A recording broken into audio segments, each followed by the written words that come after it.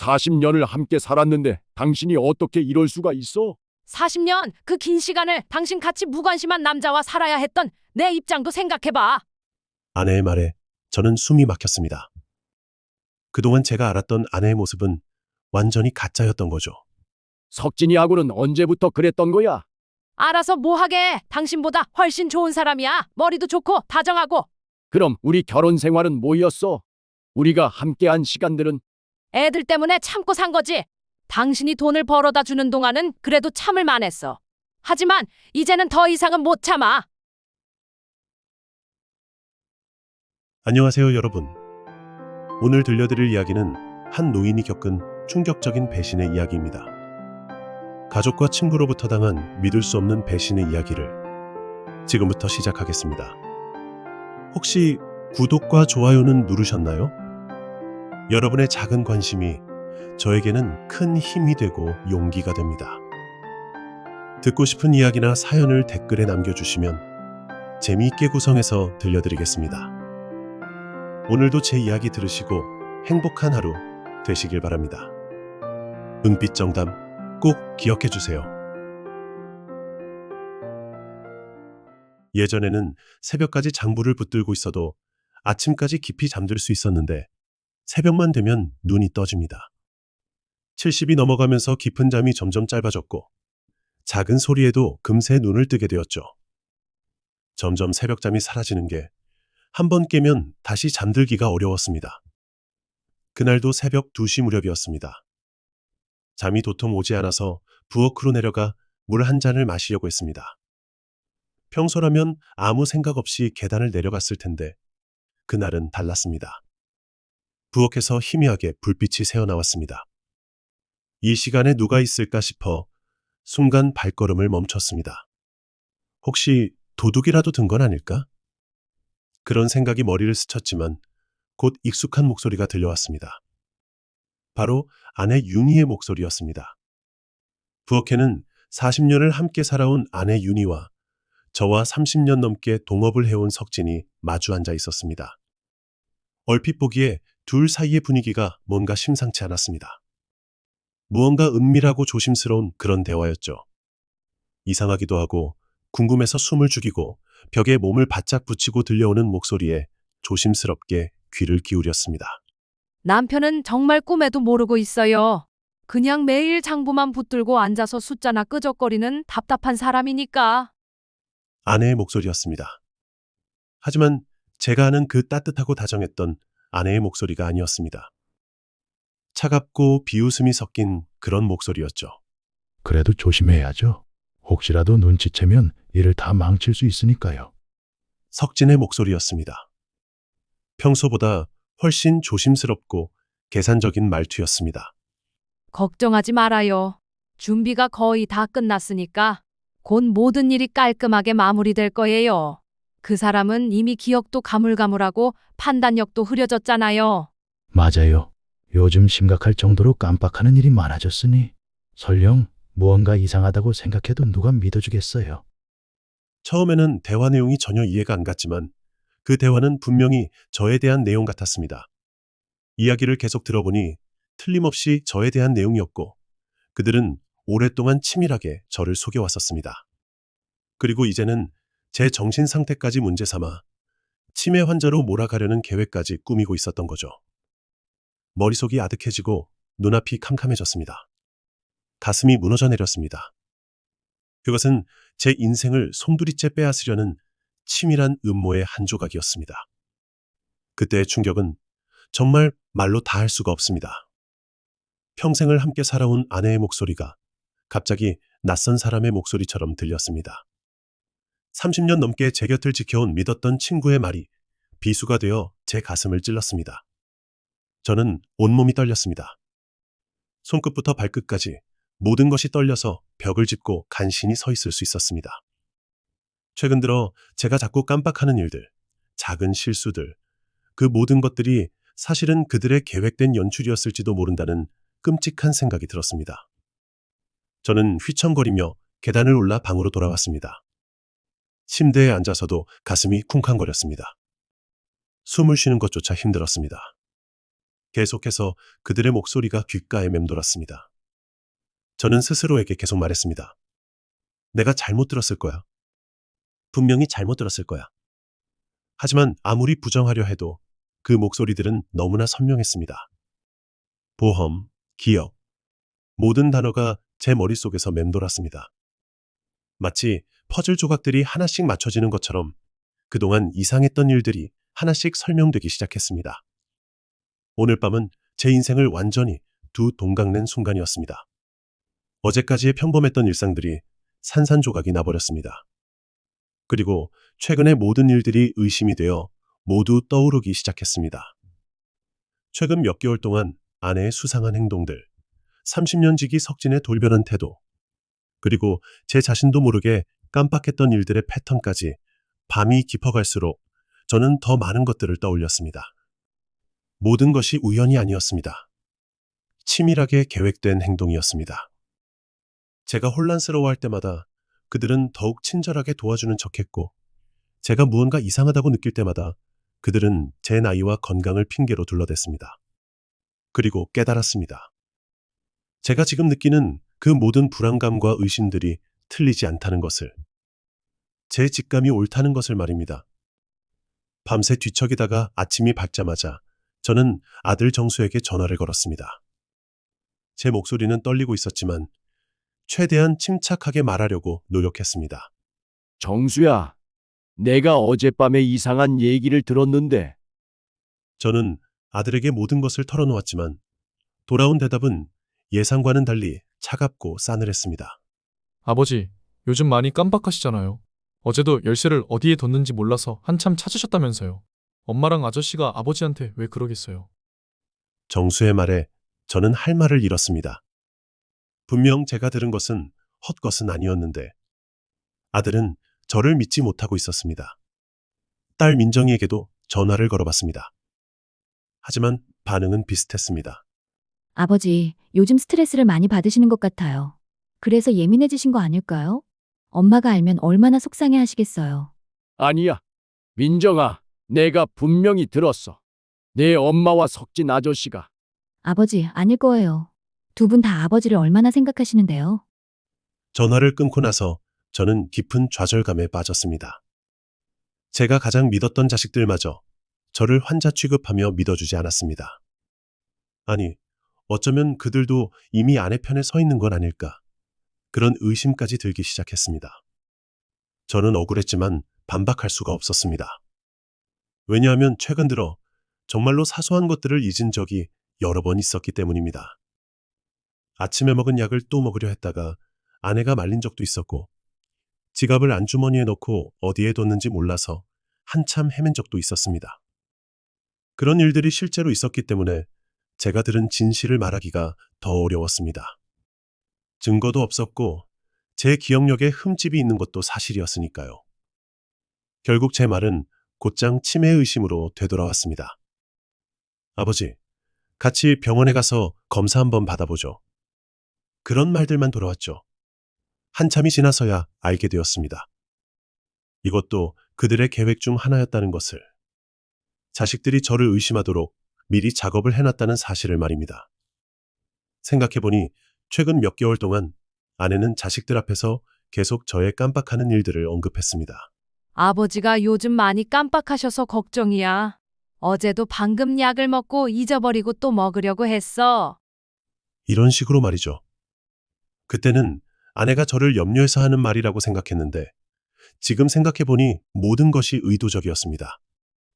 자식들에게 제가 치매 초기 증상을 보이고 있다는 인상을 심어주려는 치밀한 계획이었던 거죠. 집안의 분위기도 이상하게 변했습니다. 예전에는 자연스럽고 편안했던 우리 집이 갑자기 낯설게 느껴졌습니다. 아내는 평소와 다름없이 정성스럽게 밥상을 차려주었습니다.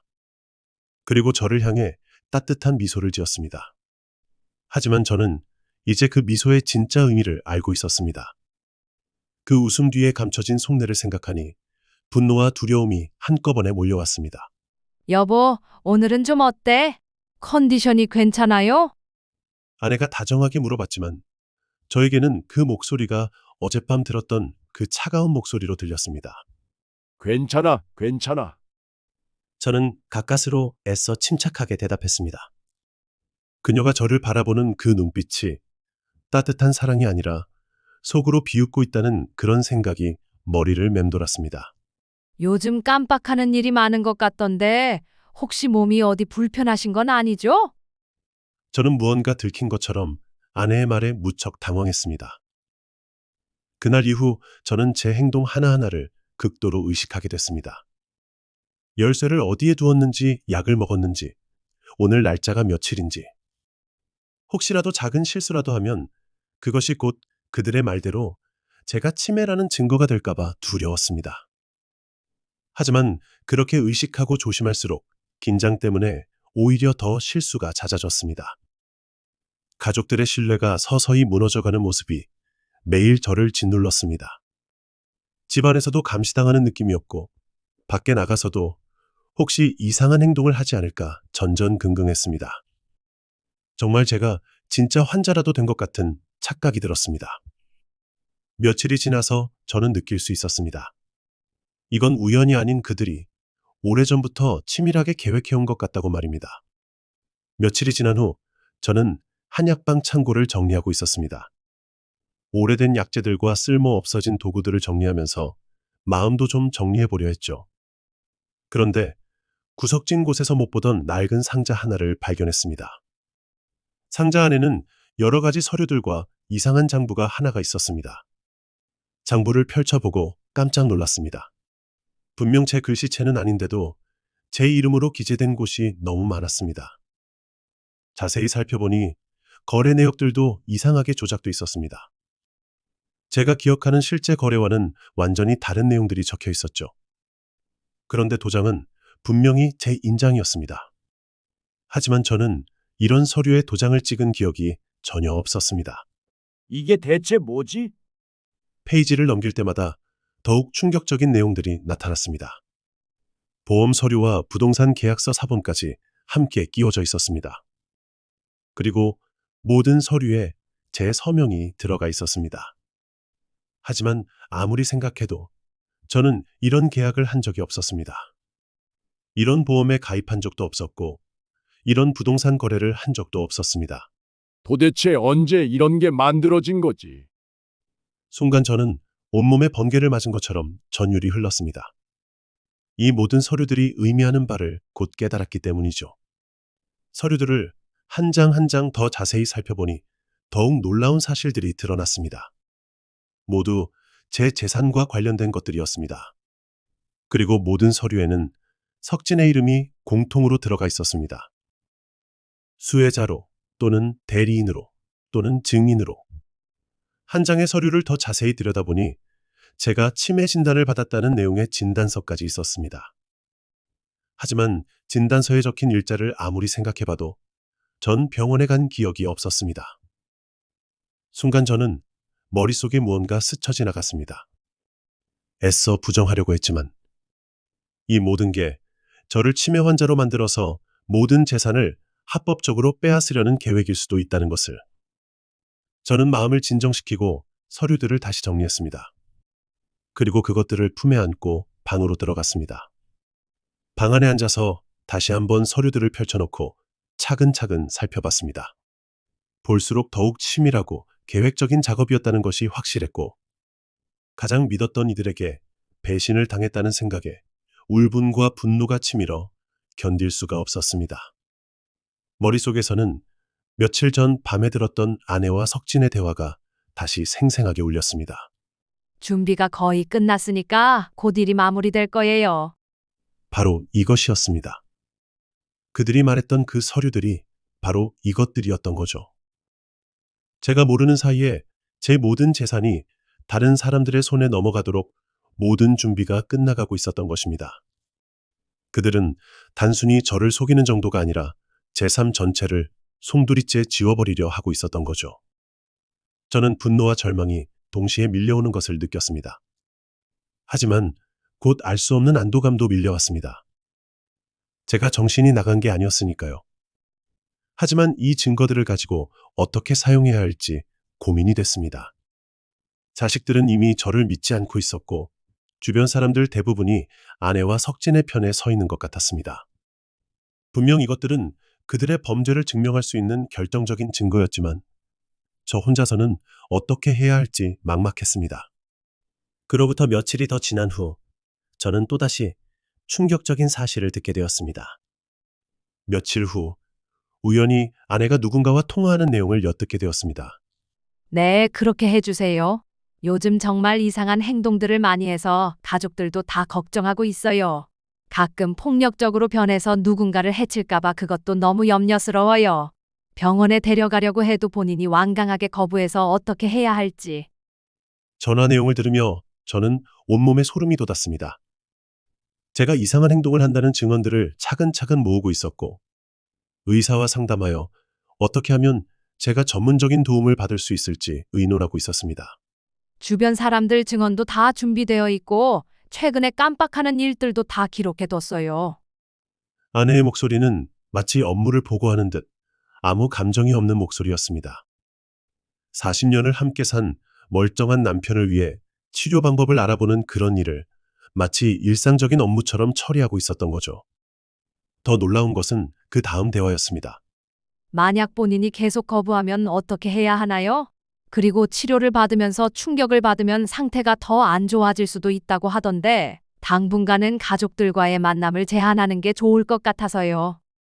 이 대화를 듣는 순간 저는 전신이 얼어붙는 것을 느꼈습니다. 그들은 저를 의료기관에 입원시키고 거기서 더 이상 밖으로 나올 수 없도록 만들 계획이었습니다. 저는 공포에 휩싸였습니다. 이제까지 살면서 느꼈던 모든 감정 중에서 가장 극단적인 두려움이었습니다. 방 안에 혼자 앉아 있으면 언제 누군가가 문을 열고 들어와서 저를 억지로 끌고 갈 것만 같았습니다. 집안의 모든 소리가 위협으로 다가왔습니다. 문 열리는 소리, 발걸음 소리, 심지어 시계 초침 소리까지도 제 심장을 두근거리게 만들었습니다. 식탁에 놓인 약 봉지들마저 의심스러워졌습니다. 혹시 그 안에 제정신을 흐리게 하는 무언가가 들어있는 건 아닌지 의심스러웠습니다. 평소에 먹던 혈압약이나 소화제들도 갑자기 이상하게 느껴졌습니다. 색깔이 예전과 다른 것 같기도 하고 크기도 미묘하게 달라 보였습니다. 아내가 "여보, 약 드세요?" 라고 다정하게 말할 때마다 저는 온몸에 소름이 끼쳤습니다. 그렇다고 약을 거부할 수도 없었습니다. 제가 눈치채고 있다는 것을 알면 무슨 일이 벌어질지 너무 두려웠으니까요. 며칠 전 발견한 서류들과 오늘 들은 전화 내용을 종합해보니 그들의 계획이 얼마나 치밀한지 알 수 있었습니다. 단순히 재산을 빼앗는 것이 아니라 저를 완전히 사회에서 격리시켜서 영원히 입을 막으려는 계획이었던 거죠. 저를 직접 죽이지는 않지만 이건 살인과 다를 바가 없었습니다. 삶의 터전이었던 우리 집은 이제 제게 감옥과 같았습니다. 아니, 감옥보다도 더 무서운 곳이었죠. 아내의 따뜻해 보이는 미소도, 석진의 친근해 보이는 말투도 이제는 모두 날카로운 칼날처럼 저를 찔렀습니다. 저는 점점 더 고립되어 갔고 집안에 있으면서도 마치 적진에 혼자 떨어진 그런 기분이었습니다. 저는 마지막으로 한 번 더 용기를 내어 자식들에게 말해보기로 결심했습니다. 이번에는 좀 더 구체적으로 제가 발견한 증거들까지 포함해서 말이죠. 먼저 아들 정수를 불러내어 조용한 곳에서 대화를 시도했습니다. 정수야, 아빠가 이상한 서류들을 발견했어. 분명히 무언가 잘못된 일이 벌어지고 있는 것 같아. 하지만 이번에도 돌아온 건 차가운 시선과 냉소적인 반응이었습니다. 아버지, 정말 걱정돼요. 자꾸 왜 그러세요? 그런 망상 같은 얘기를 자꾸 하시면. 망상이 아니야. 내가 직접 봤다고. 아버지, 진정하세요. 소리부터 지르시고 이런 식으로 흥분하시면 정말 병원에 가보셔야 할 것 같아요. 정수는 저를 달래는 척하면서도 마치 환자를 대하는 그런 태도를 보였습니다. 그리고 저를 조용한 곳으로 데리고 가서 진지하게 말했습니다. 아버지, 요즘 정말 많이 이상하세요. 어머니도 많이 걱정하고 계시고 우리도 어떻게 해야 할지 모르겠어요. 정수야, 제발 아빠 말 좀 들어봐. 내 어머니와 석진 아저씨가. 아버지, 제발 그만해 주세요. 어머니가 얼마나 힘들어 하시는데 왜 자꾸 그런 말씀을 하시는 거예요? 정수의 목소리에는 분명한 짜증과 분노가 섞여 있었습니다. 신경과 검사를 한번 받아보시는 게 어떨까요? 요즘에는 치매 같은 것도 일찍 발견하면 치료할 수 있다고 하던데. 그 말을 들으며 저는 완전히 절망했습니다. 제가 가장 믿었던 아들마저 저를 치매 환자로 취급하고 있었던 거죠. 딸 민정이에게도 마지막으로 한번 시도해봤습니다. 민정이는 아예 눈물까지 글썽이며 저에게 애원했습니다.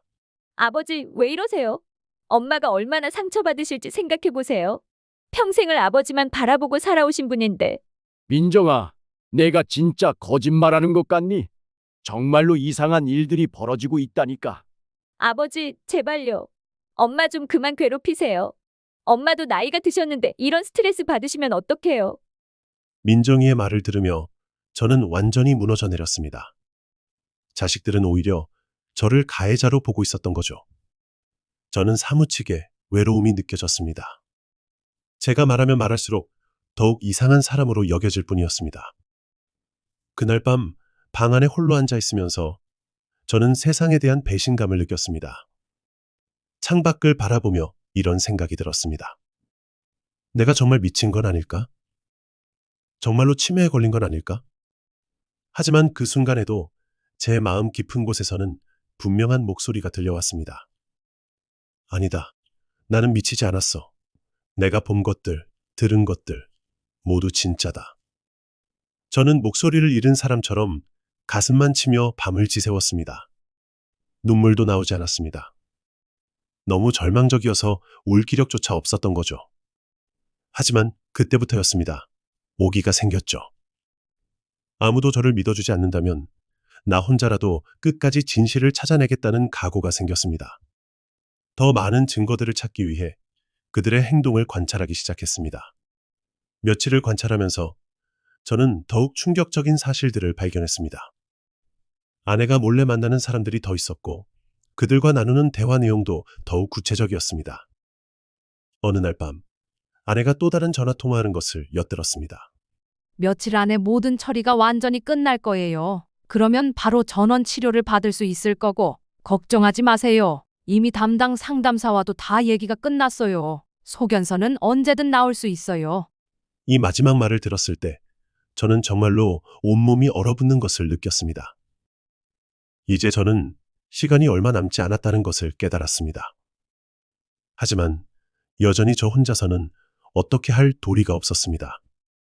하지만 세상에는 정말 뜻밖의 일들이 일어나는 것 같습니다. 제가 완전히 절망에 빠져 있을 때 전혀 예상치 못한 구원자가 나타났습니다. 바로 법대를 다니고 있는 손자, 제 딸 민정이의 아들 준호였습니다. 준호가 방학을 맞아 집에 놀러 왔다가 우연히 제 방 책장 근처에서 그 장부를 보게 된 것이었습니다. 어릴 때부터 책을 좋아해 늘 제 방에 들어와서 책을 읽으며 저와 함께 시간을 보내곤 했었죠. 할아버지, 이게 뭐예요? 서류들이 좀 이상한데요. 준호가 장부를 들고 제게 다가왔을 때 저는 심장이 요동치며 식은땀이 흘렀습니다. 혹시 이 아이마저 저를 의심하면 어떻게 하나 그런 걱정이 앞섰거든요. 하지만 준호의 반응은 달랐습니다. 그 아이는 법학도답게 차분하고 꼼꼼하게 서류들을 분석하기 시작했습니다. 할아버지, 이 서명들 정말 할아버지가 하신 거예요? 할아버지한테 절대 유리한 내용이 아닌데요. 준호야, 할아버지도 그게 이상해서 고민하고 있었어. 분명 내 도장이고 내 서명 같은데 난 기억이 없거든. 준호는 더욱 자세히 서류들을 살펴보기 시작했습니다. 할아버지, 이거 확실히 서류들이 다 이상한데요. 이거 보세요. 날짜들도 다 서로 맞지 않아요. 그리고 여기 석진 할아버지 이름이 너무 자주 나와요. 할아버지가 한 거래라면 불가능하죠. 직접 위임하신 게 아니라면. 준호의 말을 들으며 저는 처음으로 한 줄기 빛을 보는 것 같았습니다.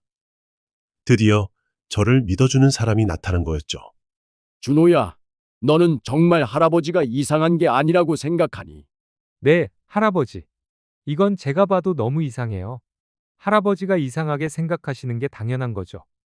그 말을 듣는 순간 저는 눈물이 걷잡을 수 없이 쏟아져 내렸습니다. 준호는 진단서 내용의 진위 여부를 확인하기 위해 저의 후배이자 지금은 의사가 된 박형철에게 연락해보자고 제안했습니다. 할아버지, 혹시 최근에 진단서 같은 거 받으신 적 있으세요? 아니면 병원에서 처음 보는 검사를 받으신 적은요? 글쎄, 정확히 며칠인지는 기억이 안 나는데 며칠 전에 내 할머니가 건강검진 받으러 가자고 해서 따라간 적이 있어. 그때 어떤 검사를 받으셨어요? 잘 모르겠어. 얘기를 안 해주니까. 너도 알지? 내 후배 박형철이 그 친구가 근무하는 병원에 가서 진료를 본 적이 있어. 형철이 말고 다른 의사한테 진료를 받았는데 그 의사가 몇 가지 질문을 하고 간단한 검사를 했다고 하던데 무슨 검사인지는 몰라. 자세한 건 내 할머니가 다 처리했어. 준호는 알 수 없다는 표정을 지었습니다. 그리고 제게 물었습니다. 할아버지, 혹시 그때 받은 진단서나 검사 결과 보신 적 있어요? 아니, 내 할머니가 모두 가져갔어. 보고 싶다고 해도 나중에 정리해서 보여주겠다고 했는데 아직까지. 준호는 고개를 끄덕이며 내용을 정리하며 메모를 하기 시작했습니다. 그리고 저에게 말했습니다. 할아버지, 그 후배 의사분께 연락해서 한번 확인해 봐야겠어요. 그럴 리는 없겠지만 진단서 내용이 확실한 건지 확인해 봐야겠어요. 저는 처음으로 희망을 느꼈습니다. 제 손자가 저를 믿어주었고 또 저를 도와주려고 하고 있었으니까요. 준호는 그날부터 본격적으로 증거 수집에 나섰습니다. 법대를 허투루 다닌 게 아니었습니다. 그 아이는 제가 발견한 서류들을 더 자세히 분석하고 각종 기관에 문의도 해봤습니다. 그리고 놀라운 사실들을 하나씩 발견하기 시작했습니다. 할아버지, 이 보험 계약서들도 모두 수상해요. 보험회사에 확인해 보니 모든 수혜자가 할머니와 석진 할아버지 앞으로 되어 있더라고요. 그리고 이 부동산 계약서들도 마찬가지예요. 등기 기록을 확인해 보니 석진 할아버지와 할머니 이름으로 명의가 이전되어 있어요. 준호의 조사 결과를 들으며 저는 분노와 동시에 또 안심했습니다. 제가 미친 것이 아니라는 것이 점점 더 명확해지고 있었으니까요. 하지만 동시에 그들의 범죄가 얼마나 조직적이고 치밀한지도 깨달았습니다. 단순한 사기가 아니라 완전히 계획된 범죄라는 것을 말입니다. 준호는 또한 주변 사람들에게도 조심스럽게 문의해봤습니다. 그리고 놀라운 사실을 발견했습니다. 아내와 석진이 여러 사람들에게 제가 건망증이 심해졌다고 미리 이야기해놨다는 것이었습니다. 동네 분들 대부분이 할아버지 건강을 염려하시네요. 할머니께서 여기저기서 그런 걱정을 털어놓으셨다고 말씀들을 하세요. 도대체 왜 이런 얘기를 하고 다니신 건지 알 수가 없네요. 이 말을 듣고 저는 그들의 계획이 얼마나 치밀한지 새삼 깨달았습니다. 단순히 서류만 조작한 게 아니라 주변 사람들이 의심할 수 없도록 미리 조치를 취해 놓은 것이죠. 준호의 도움으로 저는 서서히 진실에 다가갈 수 있었습니다. 먼저 박형철에게 연락을 취했습니다. 형철이는 제 후배였지만 편입을 해서 의대로 진학해 지금은 정신건강의학과 전문의가 되어 큰 병원에서 일하고 있었습니다. 형철아, 정말 오랜만이구나. 그동안 잘 지냈어? 아이고, 선배님 이게 얼마 만에 연락하시는 거예요? 잘 지내시죠? 잘 지내지. 내가 뭐 하나 좀 물어보려고 연락했어. 혹시 최근에 내 이름으로 진단서를 발급한 적이 있니? 내가 요즘 기억력이 너무 안 좋아서 말이야. 내가 진료를 받는지 안 받는지 잘 모르겠어. 형철의 대답은 충격적이었습니다. 그런 일은 없었는데요. 뵌지도 한참이 됐는데, 그리고 직접 진료를 보지 않은 환자에 대해서는 진단서를 발급할 수가 없어요. 그런데 갑자기 왜 그러세요? 혹시 무슨 문제라도 있으세요? 준호가 상황을 설명하자 형철은 더욱 심각한 표정을 지었습니다. 이건 정말 심각한 문제네요. 의사 명의를 도용해서 가짜 진단서를 만든 거라면 이건 큰 범죄 행위예요. 형철은 즉시 자신의 병원 기록을 확인해 보겠다고 했습니다. 그리고 며칠 후 충격적인 사실을 알려왔습니다. 선배님, 정말이네요. 저희 병원 시스템을 확인해 보니 선배님이 최근에 방문하신 기록은 전혀 없어요. 하지만 누군가가 제 이름을 도용해서 다른 곳에서 진단서를 발급한 것 같아요. 저는 온몸에 소름이 돋았습니다. 그들의 계획이 얼마나 치밀하고 조직적이었는지를 깨달았기 때문입니다. 그리고 더 심각한 건 제가 다른 기관들에 확인해 보니 이미 이런 진단서들이 여러 곳에 제출되어 있다는 거예요. 다행히 아직 법적 효력이 발생하기 전이라서 제가 모든 진단서가 위조된 거라고 알려드렸어요. 이 말을 들었을 때 저는 정말로 아찔했습니다. 만약 준호가 이 문제를 발견하지 못했다면 저는 정말로 정신병원에 강제 입원되었을지도 모르는 일이었습니다. 준호도 선배 변호사를 통해 법적인 조언을 구하며 사건을 더 파헤치기 시작했습니다. 그리고 점점 더 많은 증거들이 드러나기 시작했습니다. 서류들을 정밀 분석한 결과 곳곳에서 위조의 흔적들이 발견됐습니다. 필적 감정 전문가에게 의뢰한 결과 제 서명이라고 되어 있는 부분들이 모두 다른 사람이 흉내낸 것이라는 결론이 나왔습니다. 심지어 서명을 연습한 흔적들도 발견됐습니다. 보험 계약에 대한 사실도 확인됐습니다. 저는 전혀 알지 못하는 거액의 보험에 가입되어 있었고 수혜자는 모두 아내와 석진으로 되어 있었습니다. 부동산 거래 내역도 마찬가지였습니다.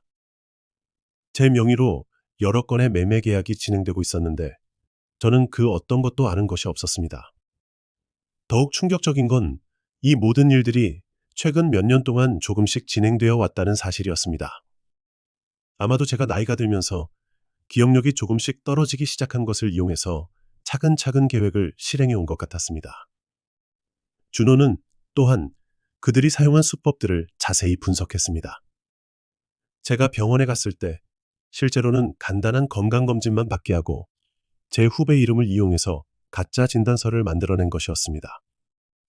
심지어 제가 평소에 먹던 약에도 제 집중력에 영향을 주는 성분들이 조금씩 섞여 있었다는 사실도 밝혀졌습니다. 그래서 제가 최근 들어 더 자주 깜빡하게 된 것이었습니다. 이 모든 사실들이 밝혀지면서 저는 분노보다는 오히려 침착해지는 것을 느꼈습니다. 제가 미치지 않았다는 것, 제 기억과 판단이 정상이었다는 것을 확신할 수 있게 됐으니까요. 그리고 손자 준호에 대한 고마움을 감출 수가 없었습니다. 하지만 저는 그 어느 때보다 머리가 맑고 차분해졌습니다. 이제는 반격할 때가 온 거였죠.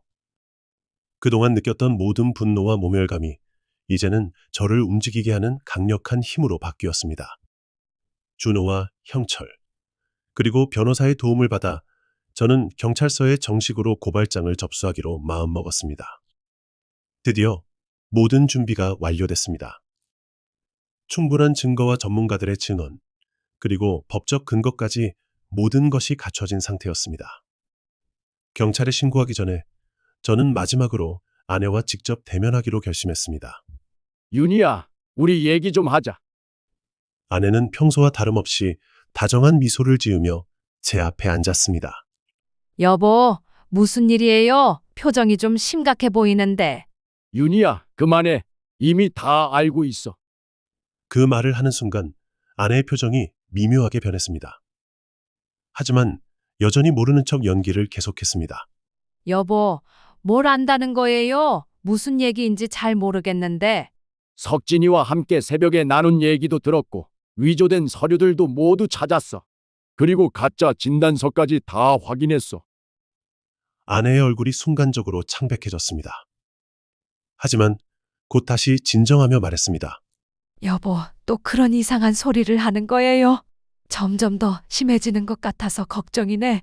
정말. 아직도 이런 식으로 나올 거야. 이미 모든 증거가 다 나왔는데? 저는 준비해온 서류들을 아내 앞에 펼쳐놓았습니다. 위조된 계약서들, 가짜 진단서들, 조작된 장부들. 아내는 그 서류들을 보며 점점 더 당황하는 기색을 보였습니다. 하지만 여전히 끝까지 부인하려고 했습니다. 여보, 대체 이게 다 뭐예요? 저는 이런 거 처음 봐요. 윤희야, 그만해. 이제 소용없어. 경찰에 고발도 했고 변호사도 선임했어. 모든 증거도 다 준비됐어. 그제야 아내의 가면이 완전히 벗겨졌습니다.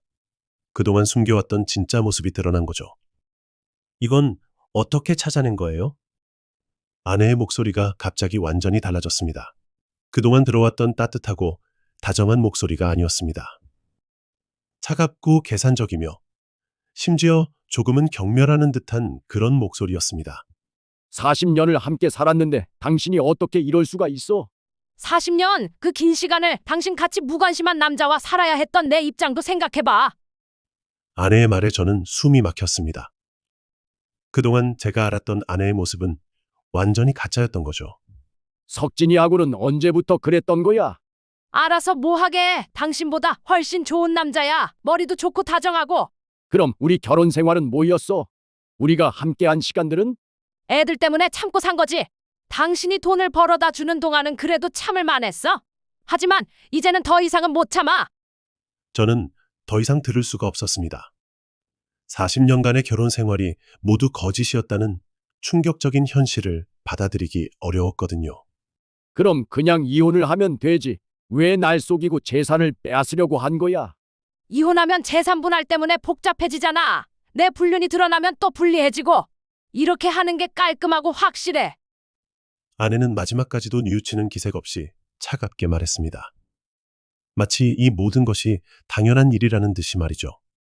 그날의 대화 이후 저는 완전히 결심이 섰습니다. 더 이상 망설이지 않고 이들을 법의 심판대에 세우겠다고 다짐했습니다. 그로부터 며칠 후 마침내 경찰이 집을 찾아왔습니다. 아내와 석진은 처음에는 태연하게 모든 것을 부인했습니다. 하지만 준비된 증거들 앞에서 더 이상 발뺌할 수는 없었습니다. 위조된 장부, 조작된 진단서, 거짓 계약서, 모든 것이 명백하게 드러났으니까요. 필적 감정, 도장 감정, 서류 진위 확인, 모든 과정을 거쳐서 그들의 범죄 행위가 확실히 증명됐습니다. 석진은 결국 모든 것을 자백했습니다. 그리고 그 과정에서 더욱 충격적인 진실들이 드러났습니다. 이들의 계획은 생각보다 훨씬 더 치밀하고 오래전부터 준비된 것이었습니다.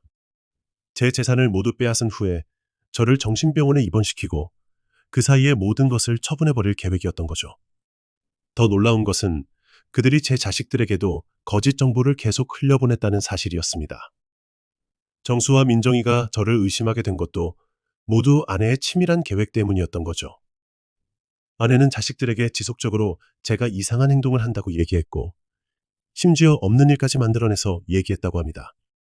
그래서 자식들이 저를 치매 환자나 정신이 이상해진 것으로 생각하게 한 거죠. 경찰 조사 과정에서 밝혀진 공범들이 더 있었습니다. 가짜 진단서와 위조 서류를 제작해준 브로커, 보험사 내부자, 공인중개사 등 이 모든 것을 도와준 여러 사람들이 있었던 것입니다. 그들은 수년간에 걸쳐 치밀하게 계획을 세우고 실행해왔던 것이죠. 그런 그들을 보면서 분노와 슬픔, 그리고 허망함이 한꺼번에 밀려왔습니다. 평생을 함께 살아온 아내와 30년 넘게 신뢰해온 친구가 사실은 제 인생을 송두리째 갉아먹으려 했던 공모자였다는 사실은 전혀 현실감이 없었습니다. 마치 무슨 기분 나쁜 영화를 한 편 본 기분이었어요. 하지만 현실은 현실이었습니다. 그들이 저지른 일들은 모두 사실이었고 저는 그 피해자였습니다. 경찰 조사 과정에서 제 자식들도 처음으로 진실을 알게 됐습니다. 그동안 저를 의심하고 치매 환자 취급했던 것에 대해 깊은 후회와 자책을 했습니다. 아버지, 정말 죄송해요. 저희가 아버지를 믿지 못했어요. 괜찮다. 너희도 속은 거니까 너희 잘못은 아니야. 하지만 상처받은 마음은 쉽게 회복되지 않았습니다. 가장 믿었던 사람들로부터 당한 배신의 상처는 너무 깊었거든요. 정수는 특히 많이 괴로워했습니다. 아버지가 그렇게 간곡하게 말씀하셨는데 왜 단 한 번도 의심하지 않았을까요? 정말 후회돼요. 민정이도 마찬가지였습니다. 엄마만 믿었던 제가 바보였어요. 아버지, 정말 죄송해요. 하지만 저는 자식들을 원망하지 않았습니다. 자식들도 그 교활한 아내의 거짓말에 속은 피해자였으니까요. 오히려 저는 이 일을 통해 가족의 소중함을 더 깨닫게 되었습니다. 그리고 준호라는 훌륭한 손자가 있다는 것에 감사하고 또 감사했습니다. 모든 수사가 끝나고 재판이 시작됐습니다. 아내와 석진은 문서 위조, 사기, 그리고 여러 가지 죄목으로 기소됐습니다. 재판 과정에서 더 많은 진실들이 드러났습니다. 그들의 불륜 관계는 이미 수십 년 넘게 지속되어 왔던 것이었고, 제 재산을 노린 계획도 몇 년 전부터 치밀하게 준비되어 온 것이었습니다. 심지어 제가 최근 들어 깜빡하는 일들이 많아진 것도 그들이 의도적으로 만들어낸 상황들이었습니다. 제가 평소 먹는 음식에 집중력을 흐리게 하는 성분을 조금씩 섞어 넣었던 것이었죠. 이 모든 사실들을 알게 되면서 저는 분노했고 또 한편으로는 안도감을 느꼈습니다. 제가 미치지 않았다는 것, 제 기억과 판단이 정상이었다는 것을 확신할 수 있게 됐으니까요. 재판부는 아내에게 실형을 선고했고 석진에게도 마찬가지로 중형을 내렸습니다. 그들이 저지른 범죄의 심각성을 인정한 결과였죠. 특히 판사는 노인의 기억력 감퇴라는 특성을 악용한 악질적인 범죄라고 규정하며 이런 범죄가 사회에 미치는 악영향이 매우 크다고 지적했습니다. 하지만 저에게는 형량보다도 중요한 것이 있었습니다. 바로 진실이 밝혀졌다는 것, 그리고 제가 더 이상 속지 않아도 된다는 것이었습니다. 재판이 진행되는 동안 저는 여러 차례 증언대에 섰습니다. 그동안 겪었던 모든 일들을 자세히 증언했죠. 처음에는 떨렸지만 진실을 말하는 것이기 때문에 점점 더 당당해질 수 있었습니다. 그리고 그 과정에서 저 자신도 많이 치유되는 것을 느꼈습니다. 하지만 배신당한 세월들은 돌이킬 수 없었습니다. 40년의 결혼 생활, 30년의 우정, 모든 것이 거짓이었다는 현실은 너무도 아팠습니다. 하지만 최소한 남은 삶만큼은 제 의지대로 살아가리라 다짐했습니다. 더 이상 누구에게도 속지 않고 제 자신을 믿고 살아가리라 결심했습니다. 재판이 끝나고 법정을 나서면서 저는 새로운 출발의 의미를 알게 됐습니다. 길고 어두웠던 터널을 지나 드디어 밝은 곳으로 나온 것 같았습니다. 손자 준호가 제 팔을 잡아주며 말했습니다. 할아버지, 정말 다행이에요. 할머니가 이렇게 된 건 너무 마음 아프지만 할아버지까지 잃을 뻔했어요. 그 아이의 말이 너무 기특하고 고마웠습니다. 만약 손자 준호가 없었다면 저는 정말로 정신병원에 갇혀서 평생을 보냈을지도 모르는 일이었습니다. 재판이 모두 끝난 후 저는 새로운 삶을 시작했습니다. 예전 집은 너무 많은 상처와 기억들이 남아있어서 정리했습니다. 작은 아파트를 하나 구해서 혼자 살기 시작했습니다. 처음에는 외로웠지만 점점 혼자만의 시간이 소중하다는 것을 깨달았습니다. 더 이상 누구의 눈치를 보지 않아도 되고 누구를 의심하지 않아도 되는 그런 평온한 일상이 얼마나 소중한 것인지 새삼 느꼈습니다. 손자 준호가 자주 찾아와서 안부를 묻고 함께 시간을 보냈습니다. 할아버지, 이제 정말 편안해 보이세요. 응, 진실을 알고 나니까 오히려 마음이 홀가분해졌어. 그동안 얼마나 답답했는지 모르겠다. 자식들도 처음에는 어색했지만 점점 예전 관계를 회복해 나갔습니다. 그들도 제가 겪은 고통을 이해하게 됐고 더 이상 저를 의심하지 않게 됐습니다. 그리고 저는 새로운 동네에서 다시 한약방을 운영하기 시작했습니다. 예전만큼 크게 하지는 않았지만 소소하게 동네 사람들을 돌보는 일을 계속했습니다. 일을 하면서 새로운 사람들을 만나고 새로운 관계들을 쌓아가는 것이 저에게는 큰 위로가 됐습니다. 한약방에 오시는 할머니들과 나누는 소소한 대화들, 동네 아이들이 가져다주는 작은 선물들, 이런 것들이 저에게는 큰 기쁨이었습니다. 선생님, 요즘 많이 밝아 보이세요? 그래요. 힘든 일이 다 지나고 나니 오히려 힘이 납니다. 아무튼 좋아 보이셔서 다행이에요. 이런 대화들을 나누면서 저는 세상에는 나쁜 사람들도 있지만 좋은 사람들 또한 많다는 것을 다시 한번 느낄 수 있었습니다. 무엇보다도 제 자신에 대한 신뢰를 되찾은 것이 가장 큰 변화였습니다. 더 이상 제 기억을 의심하지 않았고 제 판단을 믿었습니다. 가끔 밤에 혼자 앉아서 지난 일들을 되돌아보면 참 많은 생각이 들었습니다. 인생이라는 것이 정말 예측할 수 없는 것이구나.